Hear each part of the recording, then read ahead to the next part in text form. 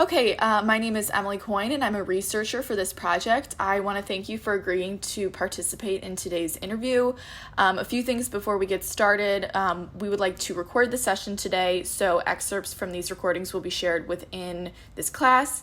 If you have any questions about any of this, let me know. Otherwise, we are ready to begin. Do you have any questions before we get started? Nope. Okay. So I'm just going to run through a lot of different questions, and you can just answer whatever you feel comfortable with. So starting off, how has your experience with COVID-19 been this year? In terms of job? Just broadly speaking, and then we'll go and talk about your job and your personal life and stuff. Okay, so basically starting March, like middle March, moved back with my parents for most of it, and then would come downtown to my apartment every once in a while, maybe once a week, once every 2 weeks or so. Started working from home, and then we're working from home indefinitely until the earliest would be January 1, so after the new year. So that was a big adjustment, having everything online. But overall, I personally haven't gotten sick, and then I don't know anyone that's gotten sick, but so it's mainly just affected apartment living downtown, and then my work. Yes, and then, so you kind of touched upon this, but how has COVID affected your job? Would you say that it obviously all went virtually. Was it a challenge? Did you adjust well? Was it really hard for your job? If you could just expand upon that. Sure. So, it helped because we'd been able to work from home since we had started, but most of us hadn't worked from home regularly. It was just every once in a while. And so that was definitely an adjustment. We, as a company, rolled out Microsoft Teams to make it easier for everybody to communicate with one another, because everything turned into virtual talking, over laptops and everything. So that started mid-March. We all thought we'd go back into the office, probably by the end of the summer. And then they announced pretty early on that we wouldn't be going in until after January. So that was an interesting thing. It wasn't too hard at the beginning because I'm trying to think. It wasn't our busy season or anything, so we would have been working from home a lot anyway during that time. So that was kind of nice. Now as it's getting busier, it's actually becoming a little bit easier to work from home because it is busier. So we have more to do throughout the day. Yeah. And also, just really quickly, if you could explain to us your job, what it is you do, just so we have a little bit more background. So when we keep talking about this, we know a little bit more. So I work in technology risk assurance at KPMG. So it's an advisory position, which would be similar to consulting, except for the fact that we have the same clients year after year. So instead of working on a client for an extended period of time and then finishing a project, we have the same clients that we audit their internal technology year after year, and we don't travel. We only stay within the Cleveland region. So the farthest I would go for a day trip would be Akron, and then sometimes we help each other out within Cleveland, Columbus, and Cincinnati, but it's not a traveling consulting job. Interesting. So how it's affected your life, we already kind of talked about that, so we don't have to go through that again, but we would just say you were working remotely. Yes. Okay. So more specifically, you were in your early 20s, so how has COVID-19 affected your age groups specifically? My age groups, so like 20s, you would say? Yes. Mm-hmm. So I think the people just a couple years younger than me, that would be harder to get a job right after graduating college. I was lucky that it happened the year after. Mm-hmm. So if we go a little bit younger than me, I think that it affected their the job market for sure. If people hadn't gotten a job before COVID hit, I would think it would be pretty hard because there were a lot of furloughs and layoffs for companies in general. So I would say that's the lower end of my age range. The upper end, I would say it was difficult. A lot of people, if people lost their jobs, a lot of people were moving back in with their parents because they couldn't afford living in their apartments anymore. So that was one thing that affected it. Everyone was basically online. So whether that's good or bad, everyone's gone online. Everyone's working from home. The apartment building right across the street, right across the window from us, we can see a whole bunch of people just working from home. So there's still quite a few people downtown, but it's not like restaurants have closed. People aren't going places as much downtown. So I would say overall, it's slowed everything down at each group. Yes. So now I just want to talk about your moving situation? I know that it was like last year, but how has your moving transition been? And then moving from a smaller town to a big city, was there any negative or positive effects so far? So far, so good. I was lucky in the fact that I didn't move too far from where I grew up. So it was downtown, but it wasn't so like super far from the suburb I grew up in. So that was a nice transition point. I would say the move was great. It was kind of interesting because COVID hit in March. So we moved in November. So that was 5 months of full-time living downtown. And then COVID hit. So it's definitely been different, but it was all positive. Okay, perfect. So how in the past have you gotten involved with any groups or organizations that you are passionate about? I know in college you were involved in a lot. Have you found any time recently in your personal life or just like moving downtown in Cleveland? If you haven't, that's totally fine, but would that be something that would interest you? For sure interests me. I did before COVID hit. So it was recommendations like friends of friends. So one of it was the Cleveland the Playhouse Square Partners. So that was like the younger group of individuals. I think it's 40 and under that would be interested in helping out with Playhouse Square events. So that was something I joined prior to COVID hitting. Everything went virtual or was canceled. So since then, it's been pretty low key. But yeah, so that was friend of a friend. I guess just a friend. And then I'm trying to think what else. Alumni group. So that would be, that's other ways I got involved. So Miami of Ohio alumni group. We automatically were put on an email list. So that was how I heard about that. And then I wasn't majorly involved, but I would go to some events with friends. Those would be the two main things. And then through work, we can get involved with volunteer activities. So I would do that. Okay, perfect. So, what was your involvement in your hometown like before? I mean, you moved straight from college to Cleveland, so there probably wasn't a whole lot of time to get involved in your hometown, but if you ever did move back, would you say that would be something you were interested in, is to just get involved really wherever you live? Yeah, for sure. Mm-hmm. Okay.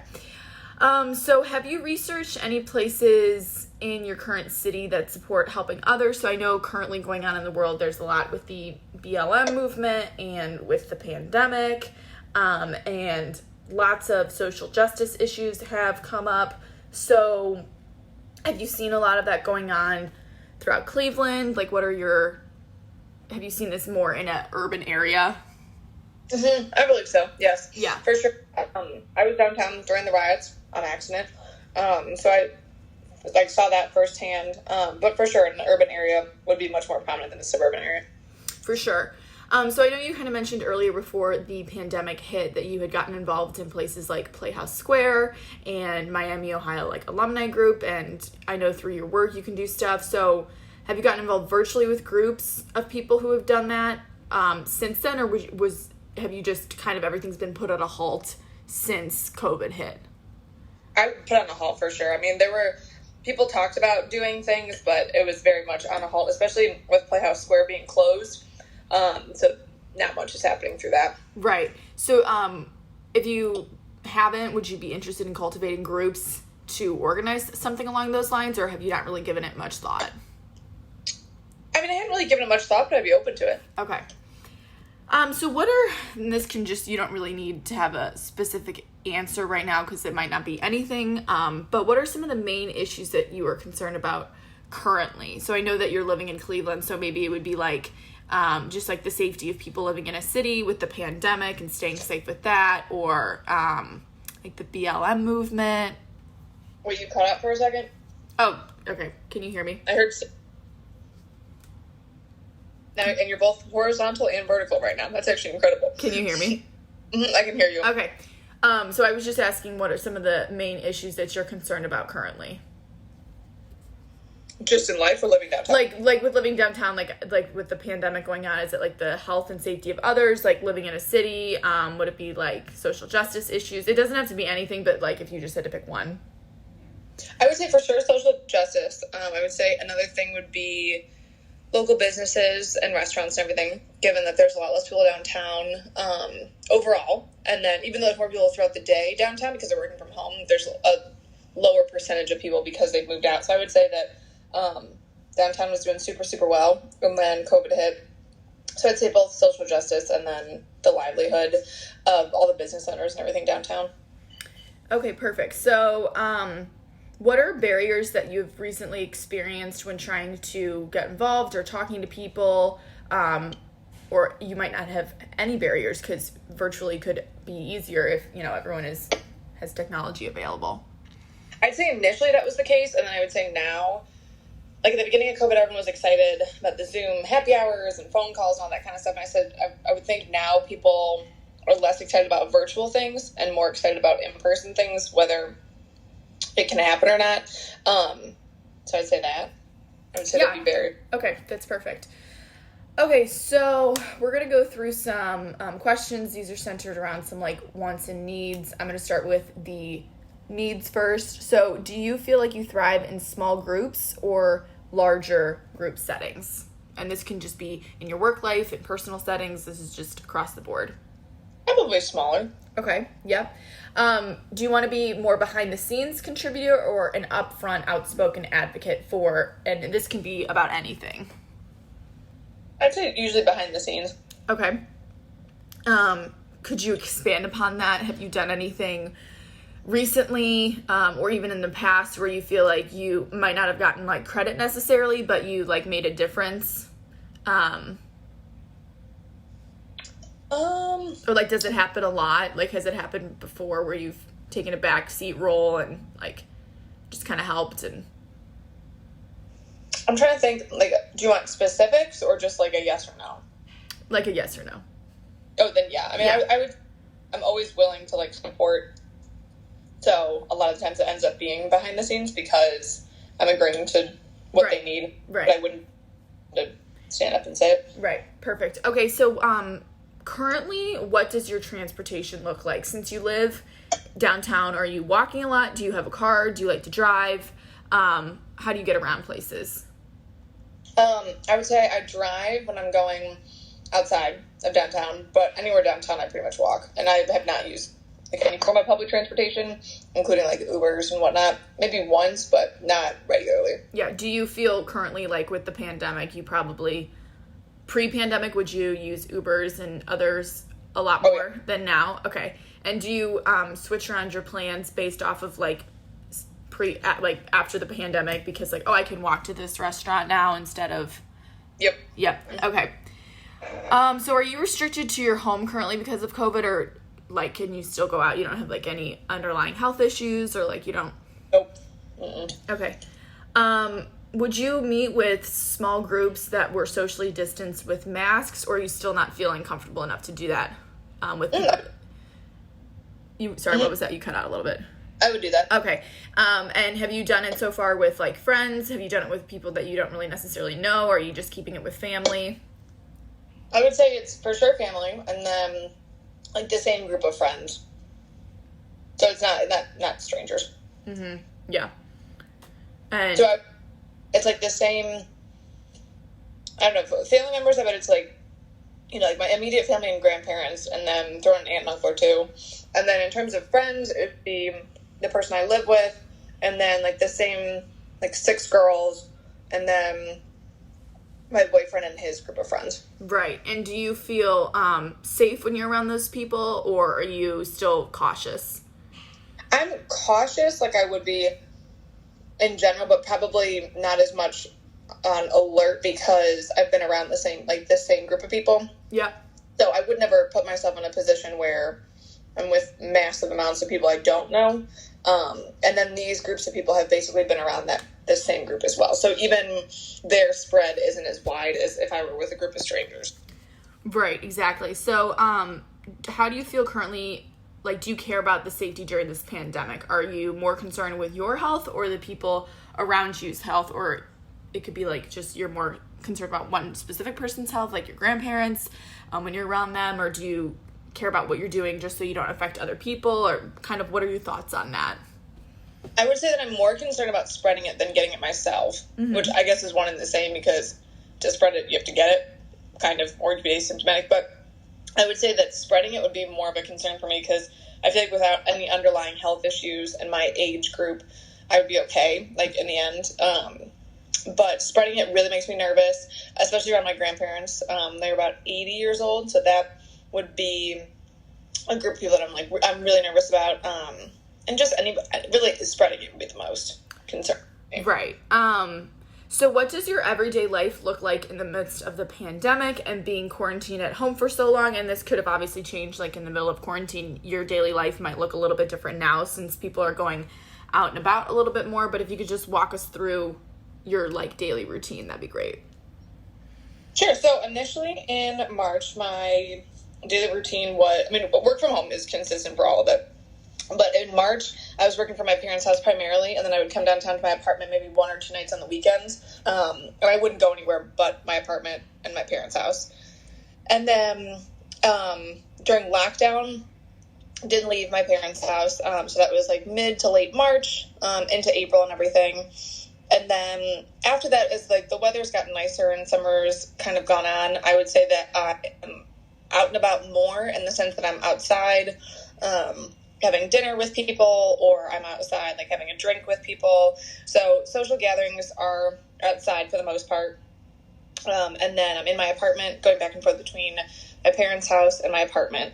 And then do you want, like, a more specific daily routine, or? Yeah, like, how have you stayed active? Do you go on walks? Do you go on runs? Like, how are you going to a gym yet? Like, what's your situation on that? Gyms still kind of freak me out, including the one in my apartment building, even though there's, like, safety regulations and cleaning and everything. So I primarily run outside, and have since March or so, because once, like, gyms closed and everything. So that was my form of exercise. I probably run, like, 3 times a week, give or take, usually on weekdays. Weekends, not as active in that sense, but I usually go on big walks on the weekends.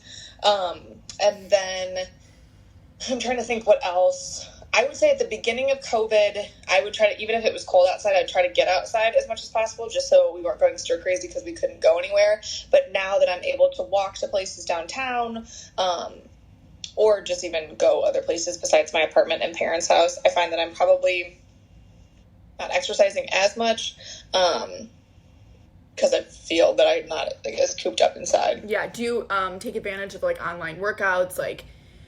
I did initially, so I did Fit On initially. Mm-hmm. That was huge because I could do that in my house too when it was freezing out. Primarily, I like cardio better, so I tend to want to go on a run, or I've used the Peloton at my parents' house, which has been awesome because that's an indoor workout, but not a gym. Right. Okay, perfect. So, are you struggling, would you say, kind of shifting gears a little bit to separate personal life from your work? I know a lot of people were saying, like, if you're in your apartment all day or at your house, like, your work is your home is your work. So how do you separate your professional and your personal life? And then, like, just kind of expand upon any struggles that may have come with that. I think it's helped tremendously that I could go back and forth between my house and my parents' house, so that in its own way was a change of scenery. It's gotten less difficult now, but it was definitely difficult at the beginning, separating being home and working, because usually when I was at home, it was because I didn't have much work to do. That's why we were working at home, or I had the day off. It was kind of a treat. So that was definitely a little bit different. I have a good setup, though, wherever I am, so that helps tremendously. And I'm pretty good about not logging back into work late at night. And so I try to separate that. Like, once I'm done, have dinner and everything, then I have the night to myself. But surrounding myself with people has also been helpful. I think if I was in an apartment completely by myself all the time, it would have been horrible. And it would have been really hard to separate work and home. Yes. And are you happy that you're still, like, close by family during, like, that you didn't take a move super far away? Yes, 100%. That was, like, one of the biggest things I said once COVID hit, was that I was very happy that I was not that far away. Right. Okay, and then we're just going to go through a couple questions, like, more specific to if you were to get involved with just, like, a community of people, like, trying to make a difference in the world again. For example, like the BLM, getting resources for people during the pandemic, like, trying to help with things like that. So these don't have to be anything specific, but I just wanted to get your thoughts on some of these things. So if you were to get involved with something like that, are you someone who, is big picture, you want to help on a large scale globally, or are you smaller, more local, and you want to see change, like, just around your neighborhood? I would say smaller, more local, because I think that's a lot of the times that's where global change can happen, is starting small, and it grows naturally. So I think you can make it right away while also helping later on.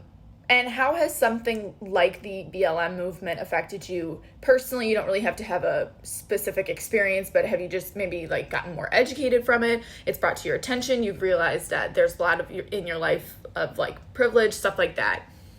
Yeah, no, I've for sure gotten more educated. Just the whole movement, which is incredible. I've been able to learn a lot more, been more aware. I think that's a big thing. I think that a lot of people use social media in a great way to spread awareness and education. So I think that was an immediate help. I think being downtown, I think I saw it more firsthand than staying out in the suburbs consistently.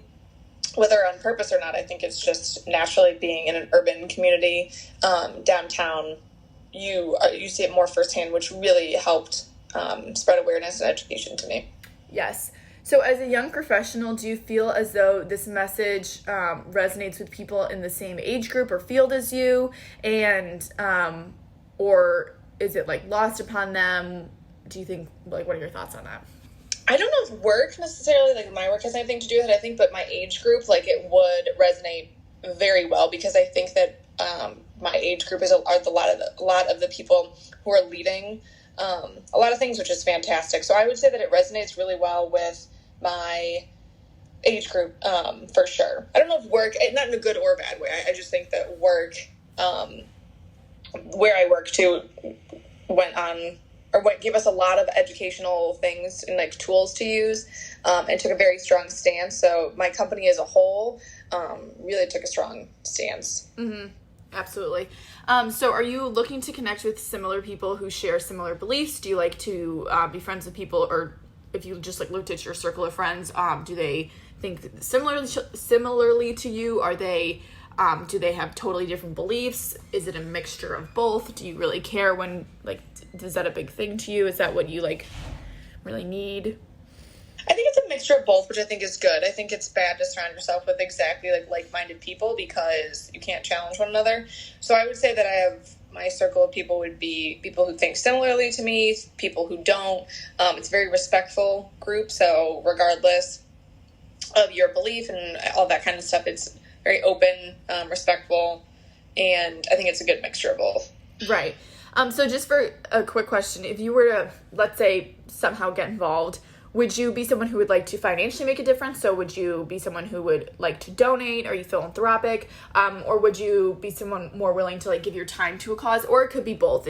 Since the stage in your life, you might think that your time is more valuable. What are your thoughts on that? I think I'm for sure open to donating financially. I don't think that I could make as big of a contribution at this age as I could with time necessarily. I could give much more time than I could money. But I would say that I'm, absolutely open to both. For sure. Okay, and then just kind of wrapping up. So we know that social media is super prevalent these days, and that a lot of people share their voices on social media with Instagram, Facebook, Twitter, places like that. Where do you get a lot of your information? Where do you absorb it? Do you repost things? And then also any like podcasts, like public speaking platforms, like what do you feel is the most effective? So we could just start with like maybe what kind of social media platforms do you like to use? Personally, I use Instagram, Facebook, and Snapchat. I have a Twitter, and I thought during COVID it was actually super helpful to follow things coronavirus related, especially in regards to our governor, because he would, like, any press conference or whatever would be on Twitter. So that was, I would say, I'd never use it, but that over COVID was extremely helpful. And then in terms of like the movements, like the social justice movements and everything, I would say I saw that more on Instagram.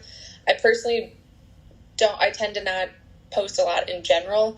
So I'm like the wrong person to ask on that kind of thing, but I was able to educate myself, and a lot of awareness was brought within those social media platforms, specifically Instagram, I saw. And do you think that social media is an effective way of spreading this message? Can it be like detrimental? Have you seen anything over this time? I know that there was so many, like at first during the pandemic, it was all about like Corona and like we're in this together, and then it kind of shifted to the BLM movement and spreading awareness around that. So do you think it's effective? Do you get overwhelmed by it? Do you retain any of the information, or do you think it's just kind of like lost amongst all the posts? It can for sure be overwhelming, but I think it's a great way of spreading news, social justice movements, all that kind of stuff. I think it's a very effective way. And I think that it can take storm pretty fast, which can be a good thing. I think it's detrimental when it comes into spreading false information, because it's very hard to stop once that false information is started to spread on a social media platform rather than news. I would say overall it's effective, but it can be detrimental if people are sharing things that are false. Absolutely. Okay, so those were all the questions. Thank you so much for sitting here and for answering these and taking the time to go through them. And we really appreciate, because you are in a perfect age right now to give us some perspective and kind of share your experience with us right now. So thank you so much. For sure, absolutely.